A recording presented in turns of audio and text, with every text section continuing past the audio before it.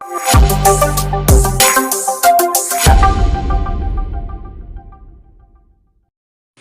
Mass മോട്ടോഴ്സിൽ നിന്നാണ്. ഹോണ്ടയുടെ Shine SP ആണ് വണ്ടി. SP ആണ്. അത് വർക്കിന് കയറ്റിയിട്ടുണ്ട്. ജനറൽ സർവീസായിട്ടാണ് കയറ്റിയാണ്. അപ്പോൾ സർവീസുമായി ബന്ധപ്പെട്ട് നമ്മളതിൻ്റെ ബാക്ക് ബ്രേക്ക് ലൈനറൊക്കെ ചെക്ക് ചെയ്യാൻ വേണ്ടി അയച്ചാൽ. അപ്പോൾ ബ്രേക്ക് ലൈനർ നമുക്കൊന്ന് ക്ലീൻ ചെയ്ത് കയറ്റാം. ഈ വീലിൻ്റെ ഡാമ്പർ റബ്ബർ ഷെയ്ക്ക് കാണിച്ചു കൊടുക്കുന്നുണ്ട്. അപ്പോൾ അതിൻ്റേതായ നമ്മൾ ആക്സിഡൻറ്റ് കുറച്ചിട്ട് കൊടുക്കുന്ന സമയത്ത് ചെറിയൊരു ഷെയ്ക്ക് കാണിക്കുന്നുണ്ട്. പിന്നെ ഇതിവിടെ ഡാമ്പറൊക്കെ പൊട്ടി തുടങ്ങിയിട്ടുണ്ട്. അപ്പോൾ അതൊന്ന് മാറ്റിയിടാൻ നന്നായിരിക്കും. പിന്നെ അതേപോലെ തന്നെ ബാക്കിലെ ബ്രേക്ക് ലൈറ്റ്, അതിൻ്റെ ഉള്ളിലുള്ള ലൈറ്റിൻ്റെ ഒരു പോയിൻറ്റ് പോയേക്കാണ്. അപ്പോൾ അതൊന്ന് ചേഞ്ച് ചെയ്തിടണം.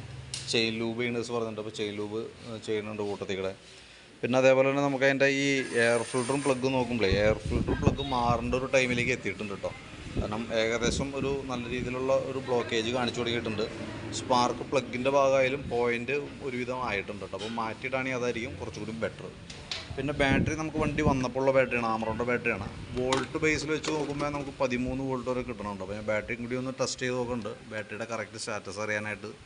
ബാറ്ററി നമ്മൾ ടെസ്റ്റിലേക്ക് കൊടുത്തിട്ടുണ്ട്. അപ്പോൾ നിലവിൽ ഓക്കെ ആയിട്ടാണ് കാണിക്കുന്നത്, വേറെ പ്രോബ്ലം ഇല്ല. പിന്നെ എഞ്ചിൻ ഓയിൽ നമ്മൾ നോക്കിയിരുന്നു,